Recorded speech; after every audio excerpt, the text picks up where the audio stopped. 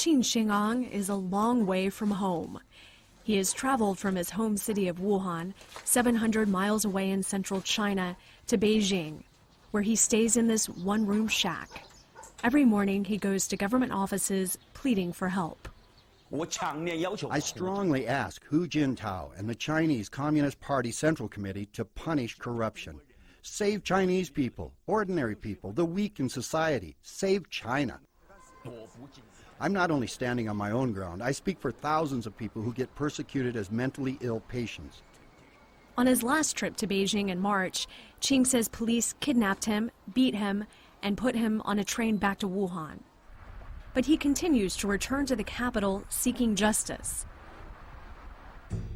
A former officer in the People's Liberation Army, Chinese police have officially declared Qing insane.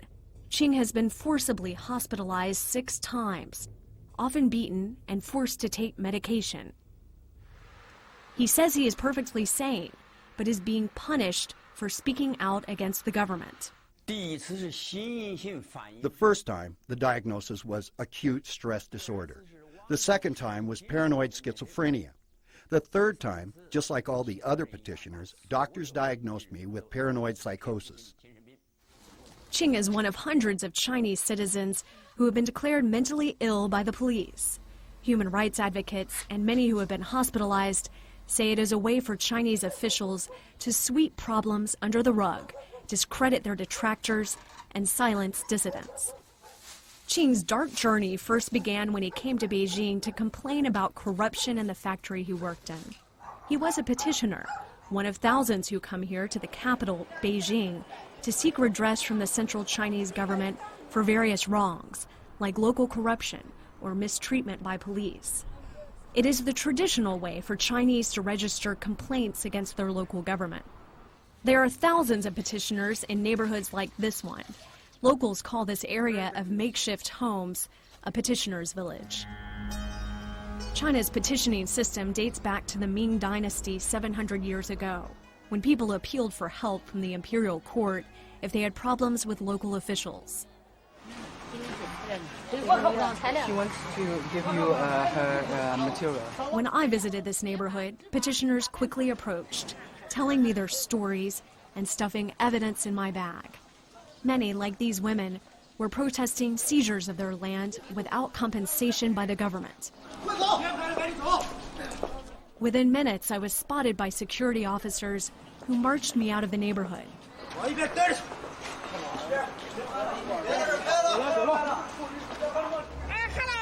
When I tried to leave, people surrounded my taxi cab, showing me copies of their petitions.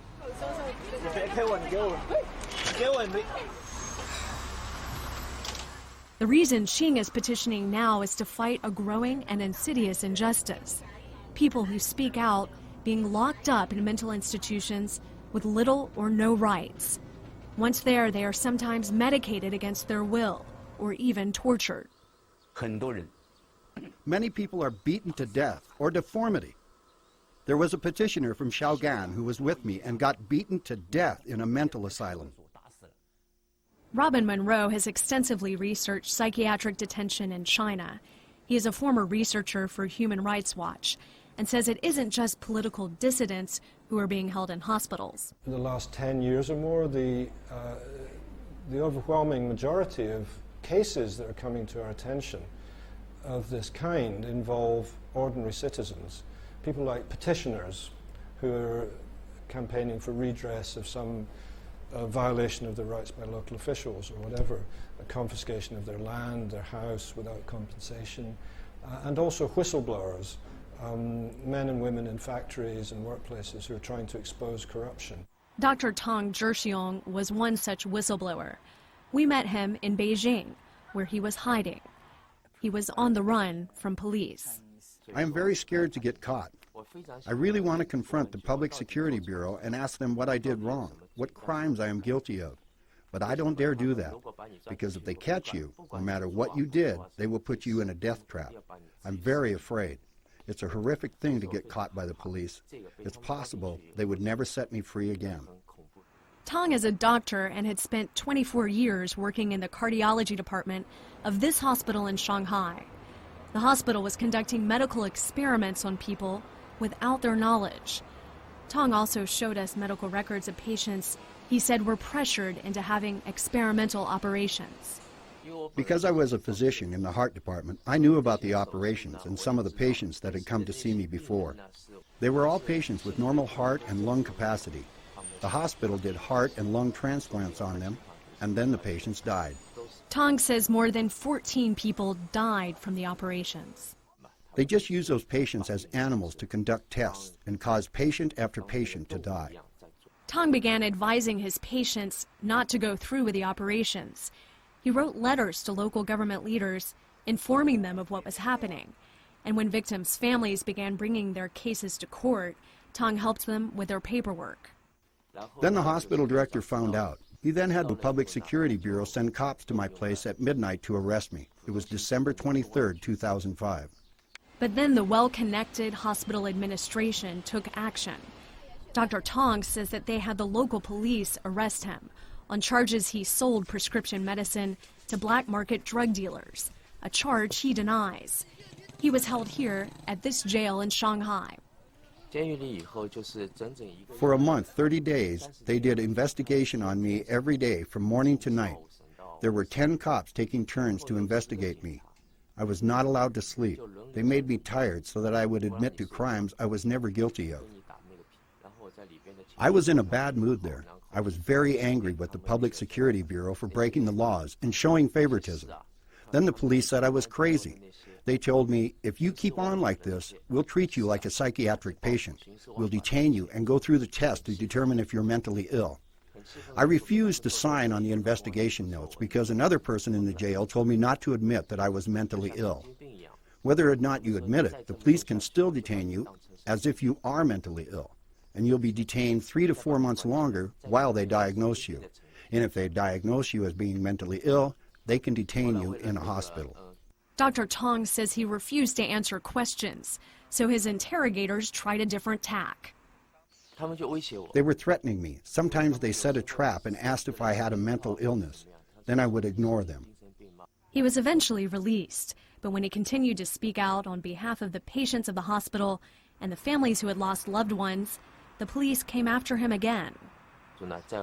With my help, these victims' families would one by one use law as a weapon to accuse the hospital director. So they are chasing me, and they don't allow me to stay in Shanghai. So I began running and escaped to northeastern China, Beijing, and many other places. He has now been on the run for 2 years. In recent years, the number has been increasing. Tong Biao, a professor at the University of Politics and Law in Beijing, says the misuse of the mental health system to stifle dissent is growing in China. Tong runs an NGO where he and other lawyers provide legal aid to petitioners like these women who have been held in secret and unofficial jails and are protesting their detention. Although China's government still controls information, more and more people are adopting ideas of Western freedom and democracy, and some people are demanding basic human rights and rule of law. Tong says often it is local officials who try to silence petitioners by having them declared incompetent before they're able to take their complaints to officials in the central government. Those complaints reflect badly on the local officials, the mayor or party boss. And the local officials will be judged on the number and nature of complaints that make it to the capital. From the top down, the petitioning situation is an assessing index for the officials on the political achievements. If there are many petitioners coming to Beijing from a place, then it will affect the local officials on their promotions and bonuses.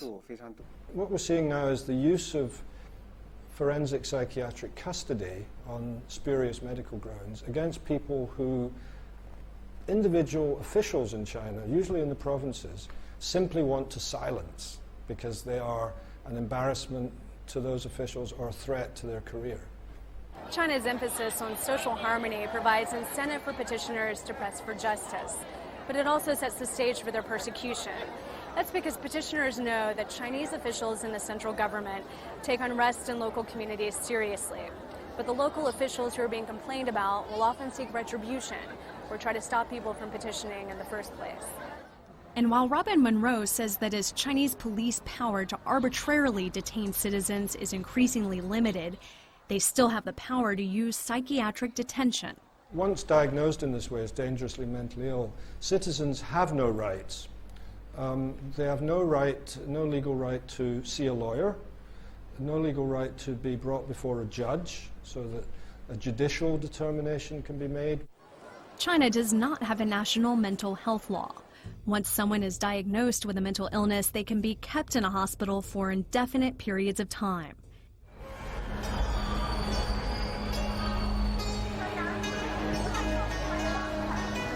I traveled to Wuhan, a city of just under 10 million set on the Yangtze River, to meet Hu Guohong, a man who has been forcibly hospitalized in mental institutions 4 times.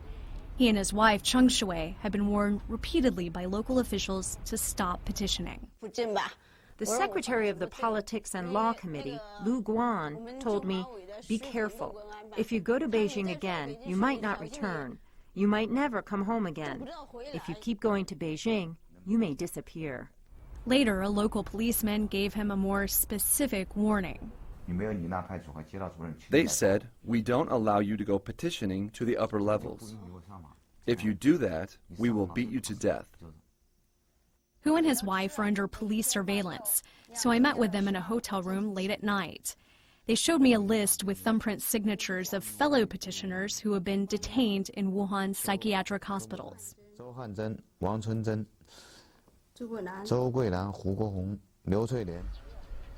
Hu used to work at this factory where he helped construct railroad cars. He says he was owed back pay, but when he complained, he says he was beaten by others at the factory.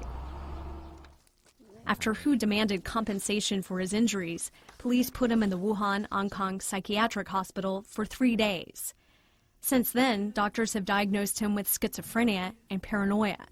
Police often arrest Hu before major events like the Olympics, when international scrutiny of China peaks.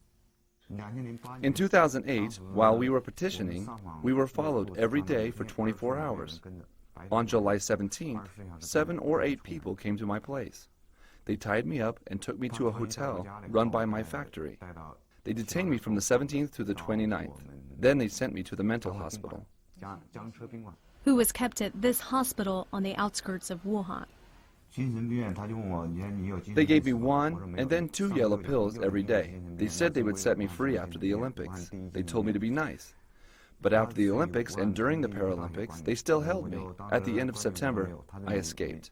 The Wuhan Public Security Bureau, Jinggan branch, and the hospital sent 4 vans everywhere, to every bus station, and to my home to find me. They caught me, and the next day, they gave me electric shocks. The shocks were administered with electrified needles that pierced the feet, the palms of his hands, and his temples. Every day they tied my feet, legs, waist, back, and hands to an old emergency bed, then gave me electric shocks. The electric shocks continued for 2 hours of high voltage. There were green and red lights. When the red light was on, it was the higher voltage. It made me shake, and my body was in pain. Hu was eventually released. He and his wife were detained again last March before the National People's Congress, an annual session of China's national legislature. The couple says they were kidnapped on this busy street corner. Hu was put back in a mental hospital, and police detained his wife in an empty school building. The police will be instructed to go out and preemptively detain anyone who might stage an embarrassing incident to the government in the run-up to these crucial events. And people on the list who are mentally ill or allegedly mentally ill are among the first people that will be preemptively detained. Some of China's hospitals, like the one Hu was first detained in, are owned and operated by Chinese police. These facilities are meant to take dangerously mentally ill people out of society for the protection of society. But they have also come to be used for people like Wang Wangxing, one of China's most famous political dissidents. Wang was in a police-run Beijing hospital for 13 years. They kept murderers, political criminals like me, and petitioners. Wang was first arrested in the late 1970s when he wrote government officials a letter supporting the policies of then-denounced leader Deng Xiaoping. In 1992, he went to Tiananmen Square to commemorate the 3rd anniversary of the massive student protests there and the brutal crackdown that followed. He boldly unfurled a banner calling for democracy, human rights, and the release of dissidents. When I got there, I saw many journalists. Then I unfurled it. It was 1:40 p.m. on June 3rd, 1992. I unfurled the banner by the Monument of People's Heroes. Then the police came to arrest me. Police told his wife that if she signed paperwork confirming that Wang was mentally ill, they would set him free. But when she signed, instead of freeing her husband, police brought Wang to the Beijing Ankang Psychiatric Hospital, where doctors diagnosed him as a paranoid psychotic. Wang was kept in the hospital for 7 years, where he was given chlorpromazine, a tranquilizer and antipsychotic medication. Sometimes he was forced to watch doctors administer electric shocks to patients using electrified needles. In there, it is used as a form of punishment. Whoever doesn't listen to the doctors, or who they don't like, they use the needles on them. The patients would cry out loud. The painful screaming breaks your heart, upsets you. You can't take it. Sometimes they made the patients who had misbehaved stand in line and wait for the electric shock. Wang was released in 1999 after 7 years. Soon after, Wang announced he would hold a press conference to tell foreign journalists about his experiences. I wanted to hold a press conference at home to tell my stories and to state that they shouldn't detain political criminals in mental hospitals. Then they detained me in that mental hospital again. This time from November 23rd, 1999 until August 16th, 2005, when I came to Germany. By 2005, attention for Wang's case was growing in the international press, so China released him. By that time, he had spent 13 years being treated against his will for a mental illness he did not have. On the day of his release, it was taken from the Ankang in a police vehicle under armed escort straight to the airport in Beijing, put on a plane, not even allowed to go home to see his elderly mother, and said, "You're leaving. You're going to Germany." Wang was granted political asylum by Germany and now lives in Frankfurt, spending most days on his computer researching psychiatric abuse in China. But for those who aren't prominent dissidents, the struggle continues. Like Dr. Tang Zhixiong, many continue to speak out despite the obvious risk. Dr. Tang's brother, Tang Zhiming, has taken up his brother's work helping the victims of the experimental surgeries. I'm so proud of him. I think he's a hero. I don't understand why the doctor tell the truth, saving people's life. It must be into the jail. Zhiming says he dreams of more than economic growth for his country. Without the truth, but I think I have no future in this country. Only have a nice building, modern city. If can, this country still have a future, but I'm waiting. I hope one day. Zhiming arranged for his wife and daughter to move to Canada because he's afraid he will be arrested too. Shortly after our interview, the mayor of Shanghai cleared the charges against Tang Zhixiong. 3 weeks ago, he returned home to his family in Shanghai. Like the Tang brothers, Tang Biao faces considerable risk for helping the petitioners he meets in his offices. I was disbarred. My lawyer's license was taken away by the government, and my passport was confiscated by the government last year. And I was even kidnapped by the State Security Bureau for 2 days and nights. And I was warned by the police and the university leaders not to involve human rights cases anymore. So it's very human rights defenders in China are facing a lot of difficulties today. On July 17th, Chinese police raided Tang Biao's offices, took his computer and office equipment, and shut down his NGO. He says he'll continue providing legal aid to petitioners despite the obvious risk. But it's not only activists, it is regular working people who seek justice, like Hu Guohong, who petitioned for back pay he was owed by the factory he worked in. Just a few days after I interviewed him, Hu was taken by police from his home on May 31st, 5 days before the anniversary of the government's crackdown in Tiananmen Square. He was kept in a hospital for 12 days, where he says he was forced to take medication which made him feel woozy and fatigued. As for Qing Xingang, he is still in Beijing. He makes daily visits to the central government offices to petition for help. These corrupt gangsters are beating us ordinary people like we are enemies. If the Central Party Committee doesn't take this problem seriously, I think harmony and stability in China, the Chinese Communist Party's future, and this country's future will be ruined by these thugs. In between visits to the central government offices, Qing searches for food, asking people in restaurants for their leftovers. I have been to Beijing 133 times. I have no other way. My family is destroyed.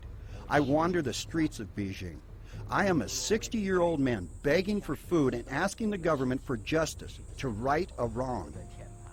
He says he'll stay in Beijing as long as he can, pressing the central government for help.